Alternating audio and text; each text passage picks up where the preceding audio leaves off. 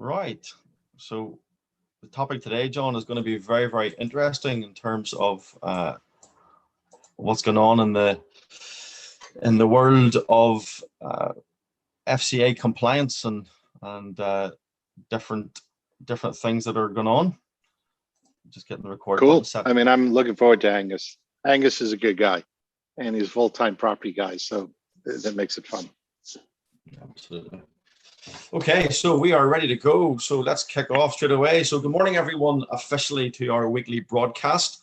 This is a 30-minute short, punchy update on the market. And we always interview a special guest who can bring real value to you, the listener, to you, the attendee.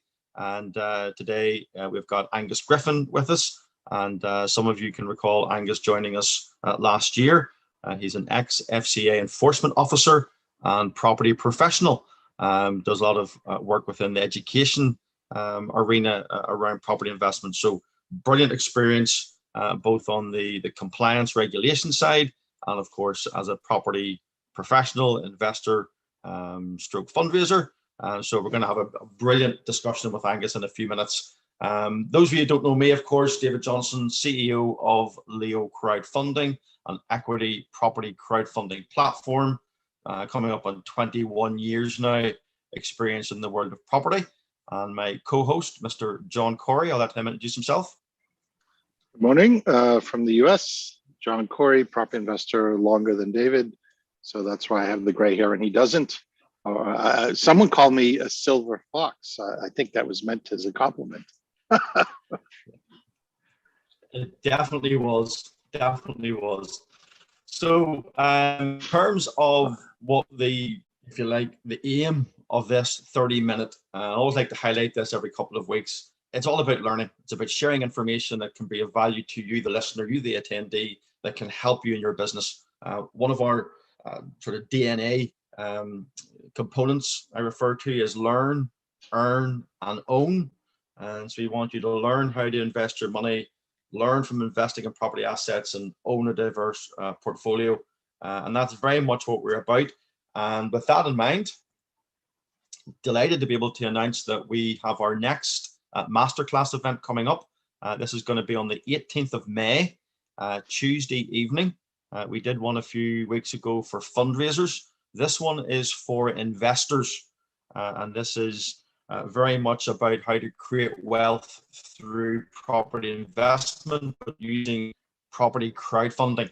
We're going to have some brilliant speakers, and this is really, I think, going to, John, open up people's minds to the potential of using equity property crowdfunding platforms to build a diverse portfolio. Well, one interesting one is you can use actually a platform to invest in residential from your pension. That's something many people don't know. They think, oh, pension has to be commercial. Well, that's not true if it's through an approved platform and your trustee / administrator understands the regulations.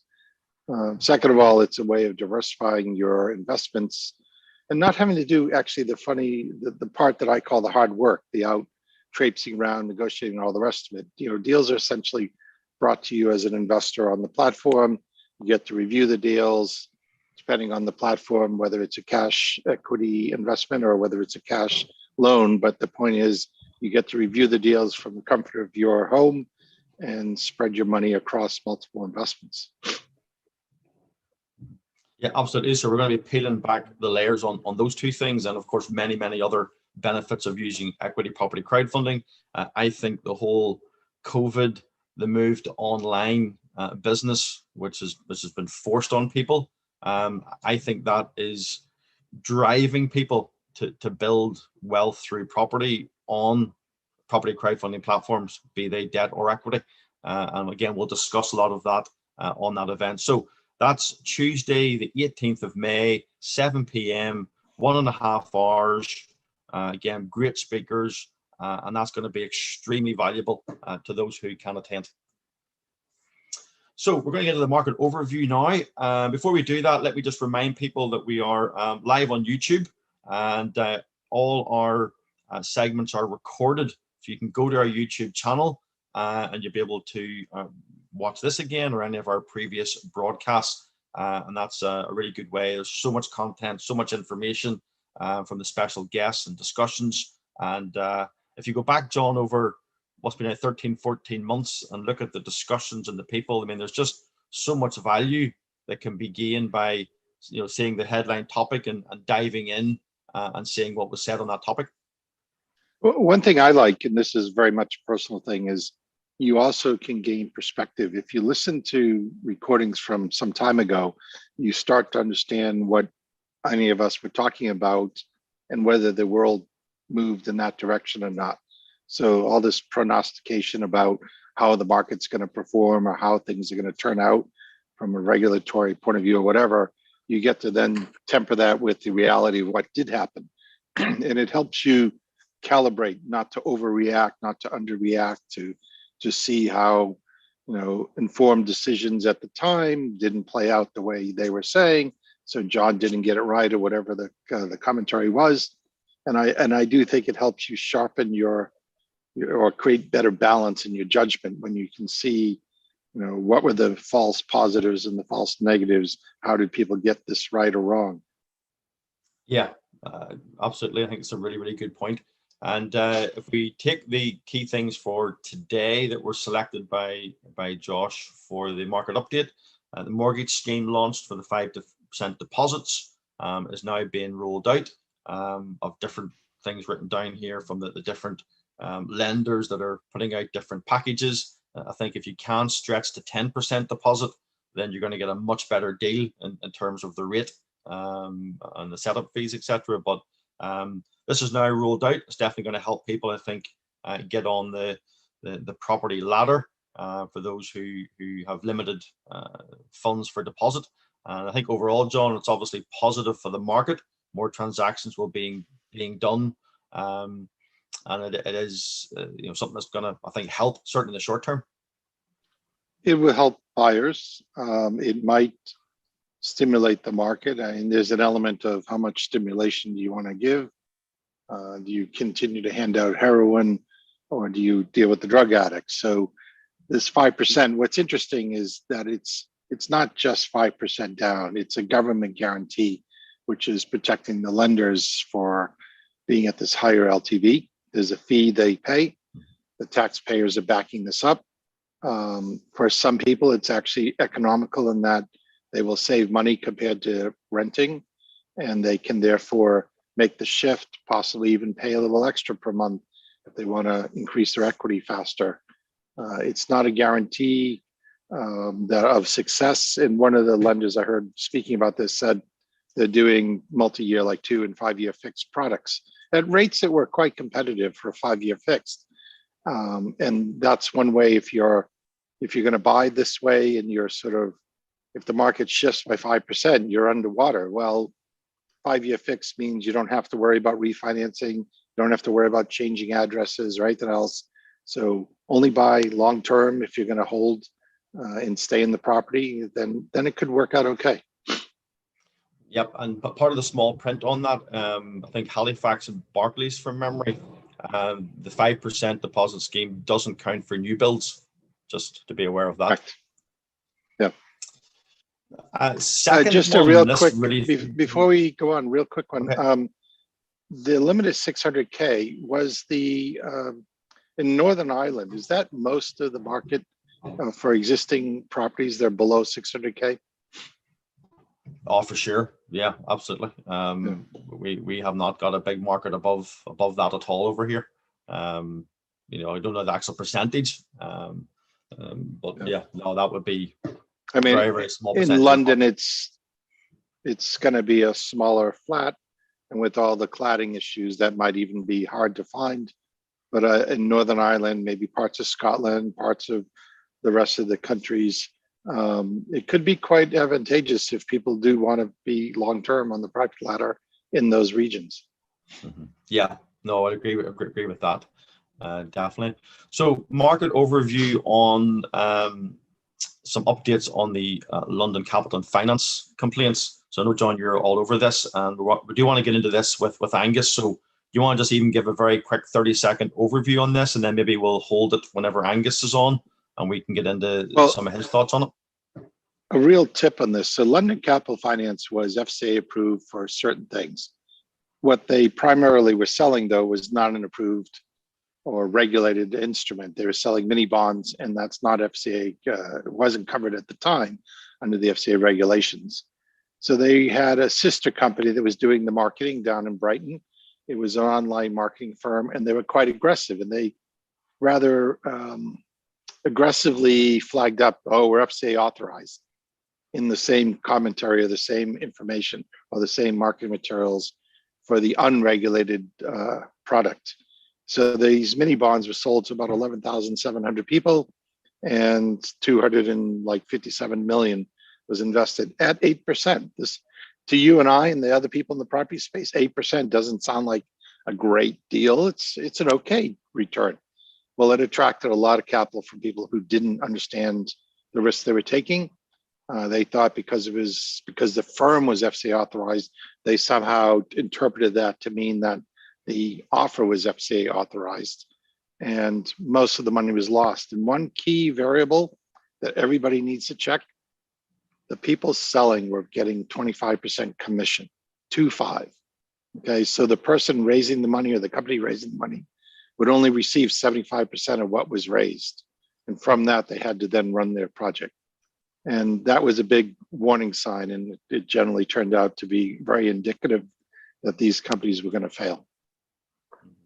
What I find interesting, John, was that normally it's the FCA, obviously being the the police organization, if you like, and coming down on those that have given misinformation or broken financial promotion rules. As you read through the small print on this, it actually refers to the fact that the FCA gave incorrect information in direct communication with some of the investors, which compounded it. So the FCA itself is somewhat in the dock over this situation. It's not just that they're identifying who all made mistakes. The FCA themselves have actually been shown to have given incorrect information to investors, which is very interesting. It was really serious. The top 2 or 3 people at the FCA were named in the investigation for being inappropriately managing or not taking action. And the current Bank of England governor was the head of the FCA at the time, and he was cited as one of the people who didn't do his job well, according to the Treasury report. Yeah, no, very interesting. So I'm interested to see what Angus has on that. Okay, so just before we go to Angus then, remind everyone we will be on Clubhouse again today. Angus is actually able to join us for the first part, which is absolutely fantastic. So some of the issues raised today, we can deep dive into them, and you can be able to pick Angus's brain and put different scenarios to him, and sort of get the value of his wealth of knowledge. We'll just be on from just before 11 to 12. And just by way of update, our old Woolen Mill project closed yesterday. This was a planning uplift down in Devon, and the project return ROI was 50% on this planning uplift. And delighted that it closed, and we raised 130,000 from 57 different investors. So I think that's actually the most investors into one deal, John, we've had on the platform. So I know you obviously know Susie Jenkins. She was a client of yours, and I'm sure you're quite delighted. I know Susie's over the moon, and I've had such a successful raise. So, I mean, personally, she is a client of mine, therefore I have a vested interest. I'm also an investor in it. But what I like to see is when it's a broad number of investors. I think it's great for people to be dipping the toe in the water. I know there's some investors in there. They're in for £100. They're in for the ride. They want to see what's going on. They want to watch from the inside. They want to learn. They want to spread their money around a bit while they're learning. So this is quite a diversified list of investors. I have no idea, because I haven't seen the shareholder list yet, how many people are small amounts versus how many people put in larger amounts. But watching the campaign run, you could see from the public information that people were joining on a regular basis and smaller amounts are being pledged to see the numbers tick up. And I think that's a really healthy sign for both Susie and her team, but also for the platform and also for the community. Yeah, no, I agree. And there was definitely a number of people who put in a smaller amount of money to use this as an education journey, so they could just learn a bit more about planning uplift projects. And there were then some who did put in sort of bigger tickets. So absolutely delighted. We move now to shareholder agreement been approved and accepted, etc., and then drawdown. So we'll keep everyone informed about this one. And then our next project to be launched on the platform will be this one from Barnhill up in Scotland. Again, a planning uplift. This is from Hitesh and Ray from Creation Tech 99. Two experienced guys, well-known people on the platform. And they have a planning project going in for 9 houses on a 35-acre site. And this is our next one, with another couple about to come as well just after that. So, straight on to our guest. What we've done is we've moved all the ancillary information to the start of the broadcast today to get it all out of the way, and now we can spend the rest of the time with our special guest. We talk about real lives, real people, and delighted that we've certainly got someone who is in the market and knows what's going on. So Angus Griffin, thank you very much for taking the time to join us this morning. How are you, my friend? I'm all right. Thank you for having us, David. I'm very well. Looking forward to having a chat. Yeah, excellent. So probably the best place to start is, do you want to give a quick background on your journey to date? Yeah, absolutely. So my background is I was effectively a financial litigation investigations lawyer for 15 years. Used to work in the city. I spent the last decade of that heading up enforcement teams at the Financial Conduct Authority. So specialising in investigating exactly the type of issue that David and John were talking about earlier in relation to London Capital Finance. Alongside that, I've been investing in property for the last 16 years now. So much so that I stepped away from that role at the FCA a few years ago now to focus on property full time, but I still obviously maintain a keen interest in almost bridging the gap between property and financial regulation, which seems to be something that, understandably, people don't really recognise. Mm-hmm. And in terms of sort of involvement in property now, can you give us a wee sense on some of the things that you kind of do, and maybe on the education front as well? So I know you're big into education. So I've done a bit of everything in property, apart from new builds and serviced accommodation. They're just not my thing. My specialty is buy-to-lets and HMOs, and also working with social housing providers. I do that predominantly in the northeast, but my portfolio spans the whole of the northeast, Yorkshire, Greater Manchester, Hertfordshire, some stuff down in London. I also work as an educator for one of the mainstream property education companies. So I do that a few days a month as well. Fantastic. So in the time that we have, we've got about sort of 4 slides here, and I know it's very difficult to try and tie you down to talking about what is kind of a detailed technical subject of compliance and regulation. So we're going to try and kind of cover some of the key points briefly to give people a steer on what they should be thinking about and what they maybe need to go away and research more. So probably a good place to start. And I know I've heard you do this on trainings, and you do it very, very well, just in terms of explaining to people like what exactly is the regulatory sphere when you're involved in property. So why not take a minute or two and just go through each one of these, and John, you can just step in when you want and ask for clarification or make any points. Yeah, it makes sense to just talk around the slides, I think. So I think when you look at financial regulation and you translate that into, right, what does that mean for property investors? It kind of falls into 3 buckets. Bucket 1 is around how you can raise finance. Okay, and I'll specifically keep this focused on equity, because that's what we're talking about here for Leo. So how can you raise finance? What can you go out and say? Well, the rules are effectively that any kind of marketing that you do, any kind of sales tactic, marketing tactic, that promotion, the FCA say that's a financial promotion, that promotion has to be authorised by an FCA approved person. You can't just go out and say whatever you want to try and get people to joint venture with you, to bring money to fund your deals. You can't do that. There are rules and regulations around that. So that's kind of bucket one.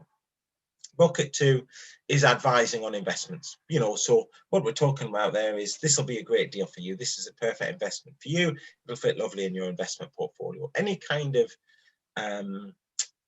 you know, kind of thing that you say which suggests that this is the right investment for you based on your circumstances, you can't do that. Again, you need to be FCA authorized to do that. Thirdly, about the operation of schemes. So bucket one, make a distinction. Bucket one was about the promotion of schemes. Bucket two is about the operation of schemes. You really have to be careful about how you put these together, because there are certain rules where if you put two or more passive investors in a deal, so that's people who don't have day-to-day management control of the investment, they're just along for the ride. You know, they're in it for the upside, but they don't want any of the responsibility and strategic direction. Again, there are circumstances in which, again, that construction of that joint venture needs to be in some way authorized by the FCA, and I'm sure we'll dig into that as we go along. I think one point I would quickly mention is, it says at the bottom of that slide there, limited but growing ability to influence the life cycle of property investment. And I think that's really important. I just want to pick up on what you said about London Capital Finance earlier. You notice today on your slide, look, the government have stepped in to effectively pay some level of compensation to investors who've lost out, because those investors weren't necessarily covered by the Financial Services Compensation Scheme. Now, you may say, look, they've fulfilled a moral obligation there. They've fulfilled, or you might say that's a good political move. But either way, you know, the government are looking at what's happened there and saying, this is not happening again. This was a complete mess. This is not happening again. And therefore, there are all kinds of things in train at the moment designed to tighten the regulation around these kind of investments, where, you know, ordinary people are putting money into property investment deals to what people perhaps outside the property sphere see as you know, kind of really high risk investments, you know, at really fantastic levels of return, you know, 8%. Wow, where can you get that these days, without necessarily appreciating the risks involved? And Angus, yes, go on. So if someone says this is a better return than you can get at the bank, or this is a better way to invest your savings, which bucket is that aligned with or violate? Absolutely. So you're squarely in bucket one there. You know, you can't be you know, you can't be issuing that kind of statement, because that is a statement. Well, I mean, why have you said that statement? That statement is designed to suck people into investing in your deal, because you're telling them, right, it's so much better than what they can get elsewhere. Now, is that reflective of the same level of risk of bank versus your investment? Not at all. You know, are you guaranteeing the return? Are you able to rely on the compensation scheme? Thing goes wrong, you're not. Oh, I'll guarantee the return. I'm promising I'll guarantee it. What's that guarantee based on, John? That I'll do a good job. Well, it's not really a guarantee, is it? That's just you saying, I'm going to do a good job. There isn't something behind that which says, you know what, if you don't pay out, these guys will, up to a certain level. So what you say, that guarantee? That's not a guarantee. That's just a marketing tactic. Yeah. Okay. So if it works in marketing, it's probably a violation. Yeah. Now, there's a distinction there between what's marketing and delivering factual information about your business, about perhaps, you know, some case studies of what you've done previously. So that doesn't mean that you can't say anything, but the line really comes along any kind of, you know, kind of the crossover line comes with, you know, around sales and marketing techniques. Okay, so just to remind everyone, if anyone has a question for Angus, then you can put it into the Q&A. John and I'll keep an eye on that, and there's a really good opportunity if you have a specific question that you're unsure about, then by all means get it asked, and we'll try and get it answered today. So we've covered the, if you like, the overview, the three buckets, the three areas that if you're involved in either fundraising or indeed as an investor and you want to make sure what you're investing in is compliant, You know, Angus has covered the three buckets, as he calls them: promotion, advising, and collective investment schemes. Now, I suppose, like always, Angus, in these things, the devil's in the detail. So we'll put a couple of slides up now just to kind of deep dive into a couple of scenarios where you can maybe add some clarity to those buckets. So the first one is, there are some exceptions, I understand. That's one of the questions we get asked a lot. I'm sure you're the same. It's like, well, yeah, well, I know what the rules are or the regulations are, but I'm exempt from that, or but there's exemptions. So perhaps just clarify what they apply to and what are they? Absolutely. So, the exceptions that we're talking about here are specifically in relation to the promotion and marketing. Okay, so we've said there that you can't just go out willy-nilly and apply sales and marketing techniques to everybody. But there are certain people who, once you know that those people fall within certain exceptions, you can market to them. Okay, that is because these kind of exceptions, and I'm broadly categorizing here, but they're certified high net worth individuals or sophisticated investors. So if I was to broadly summarize what that means, it basically means is they have got the financial sophistication to understand what you're putting to them, so the risk and the reward, and they can balance that off themselves.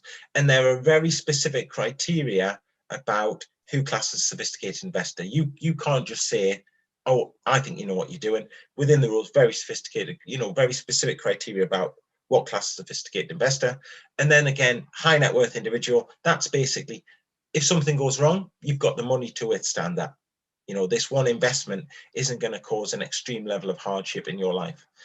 Those are the main exceptions to the rules around promotion and marketing. But timing is very important. Okay, you don't market and then hope that these people fall into the category. You don't market and say that this marketing is targeted at these people and that everyone else should ignore it.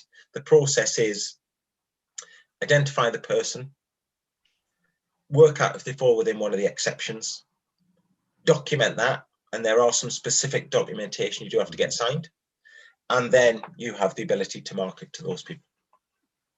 Yeah, no, that's a very, very well explained. And again, one of the advantages, I think, of equity property crowdfunding is that on our platform, we have those designations categorized. So if there are some individual fundraising deals, then we can simply segment all the high net worth certified individuals and sophisticated individuals and market a campaign just to them if needs be. And that is one of the advantages of that. The bottom one I know is one that John likes to mention. So the friends and family is the one that people probably don't think about, and they tend to think, well, yeah, I'm not going to go out and market to general public, but I'm going to go to my dad, my brother, and my cousin, and I'm going to pull our money together, and I'm going to go and buy a property. That I understand is no longer the way it used to be. Yeah, so there seems to be a misunderstanding of and I understand it, because unless you read the minutiae of the FCA rules, you're never going to know this. It isn't broadcast out there. The FCA, when they make a rule, it doesn't appear on BBC News, unfortunately. The fact of the matter is that you are able to recognize, the FCA recognize that when you're starting your business, and bearing in mind, they're not just thinking about property business here, they're thinking about business in general. Okay, so this isn't specific to property. You may need some investment to get that going.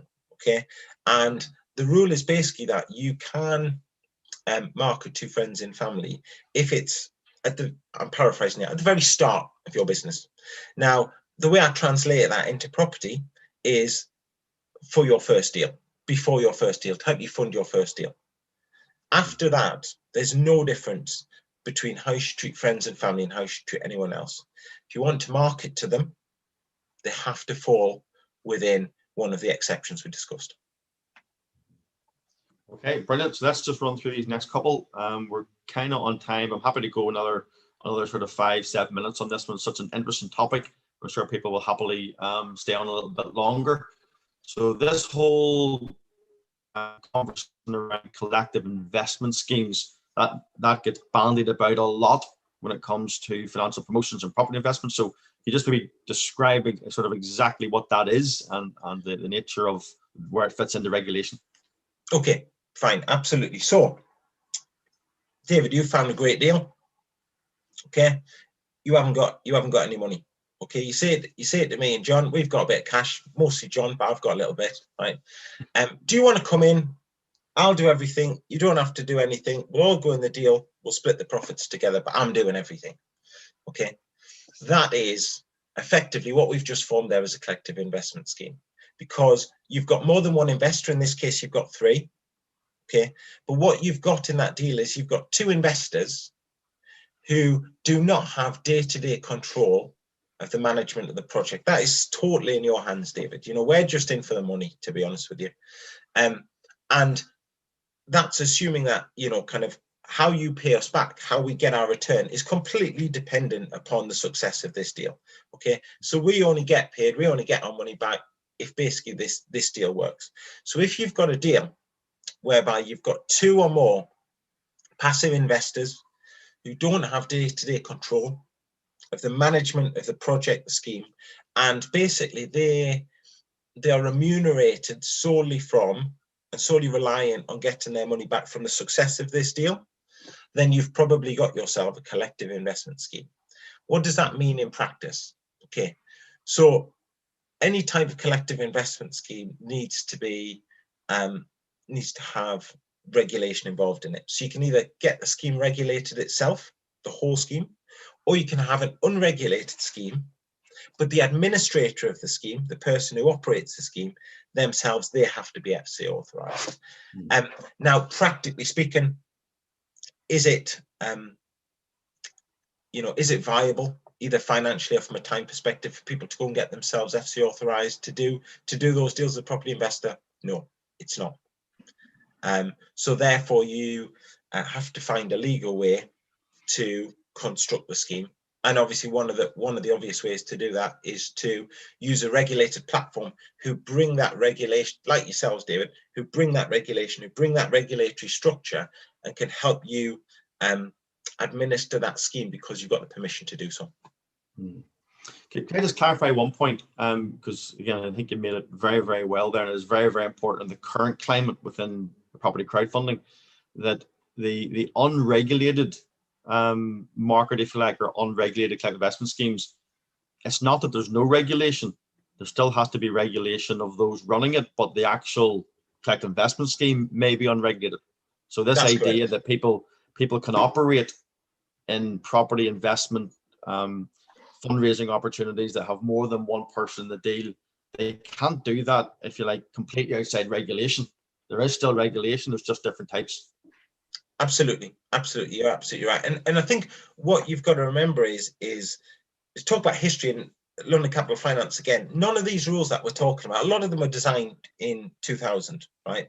Mm-hmm. At that time, property wasn't a mainstream investment class.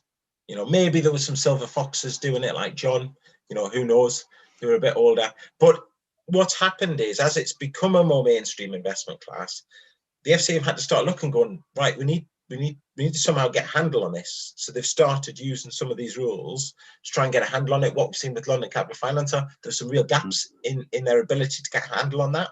So now the government will be going out there, and we've seen this last year, and we'll see it going forward, saying, right, what more do you need to get this under control? Because at the moment, it's running riot. Lots of people are losing money. Yeah. So I think we've already covered this in terms of the mini bond marketing, because that's the whole London Capital. So I think we've covered this this pretty well. I want to highlight one point though. So yeah. While it says mini bond, it applies to all debentures. And one definition of debenture is any debt certificate or debt security or debt instrument. So it could be argued that all loans need to be aligned with the newest regulations. It's not just mini bonds. Yeah, that's certainly, I know, look, there's legal debate about this. It's not being tested. But when you look at why this was introduced, what this was introduced as a result of, that is what it's meant to do. You know, it's meant to get a hold on people making loans into companies to fund purchasing and development of properties. It's got, the word property appears hundreds of times in that document, you know. Yeah, I was smiling to myself there because let everyone into secret. Before we came on air, as we were just preparing, Angus and John got into a very detailed legal discussion on the definition of a debenture. I was lost after about 30 seconds, but it was a very interesting fly on the wall listening to them discuss the intricacies of debentures and the legal definition. So that's something for another day. Perhaps we can do a webinar on. A quick heads up: loan notes should be thought of as in this bucket. And Dolphin, the Irish company that sold a lot of loan notes, would fall in this bucket. So you need to be careful when you see the word loan note, mini bond, debenture, loan. Yeah, no, absolutely. It's very, very important that you understand what is sort of brought in under those definitions, and it's crucial. So just to wrap up then, Angus, the reason that we are always sort of talking about compliance, and I know it's something I first met John must be over 5.5 years ago, maybe touching 6 years now, probably, and every time I've heard him talk front of the room on panels, on Zoom sessions, on his own monthly property meet, you know, it's about compliance and regulation, because it is actually a very serious matter. You know, people don't realize the potential. So you want to just outline, yes, there's best case and worst cases, but like, what is the potential penalty for falling foul of some of the things you've discussed today? Yeah, so you know, worst case, look, well, for a start, it's not worst case. If you do something wrong in relation to the areas we've discussed, you've committed a criminal offence. Now, whether that goes anywhere or not is a different question. If the FCA do decide that what you've done is of interest to them, then up to 2 years in prison, fine, unlimited liability to your investors because of your conduct, you know, other risks. So, you know, you might get director's disqualification. Even if that's not the case, and you know, that's absolute worst case scenario, but look at it from a pragmatic perspective. And I used to kind of do this for 10 years, part of my living. If the FCA get involved in your business, it's really, really hard for you to run your business. You don't have the time to run your business. You know, I will be all over. I say I am institutionalized. I would be all over your business. I'd be interviewing you. I'd be asking you to provide me with all documents in the order that I wanted, to the time that I wanted to. It's really hard for you to run your business. And if word gets out, and you know, in the property industry, it's quite hard to keep anything quiet. If word gets out, just think of the reputational risk around that. You know, so even if you just are comfortable with the criminal side of it, from a pragmatic perspective, trying to run your business in the face of the FCA getting interested in it is incredibly difficult. And I've seen a lot of businesses buckle just under the strain of that alone.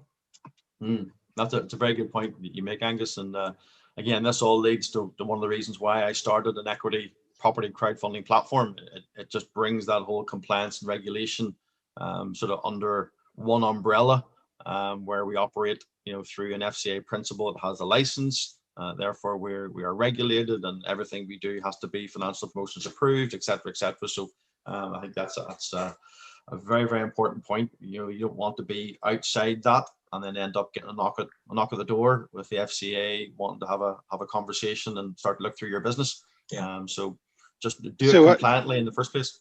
Go ahead, John. Just so it's really clear to the audience, and I have no interest in running an authorized platform, crowdfunding or otherwise. I don't have a stake in Leo because I think the money's in the deals. And for all of you that think the money's in the deals and sort of agree with me, you can rent Leo or David's platform on a deal by deal basis. That's what it's set up for, is to literally let you outsource all this stuff, all this bit that Angus was just discussing. For a fixed fee, you could outsource it to them, and they'll make sure that you're following the FCA regulations. They'll keep up with the regulations. They get their blessing from the FCA, so then you can fly under their wing, and it's just so much easier, and you can focus on your deal. Yeah, absolutely. Thanks, John. A nice plug.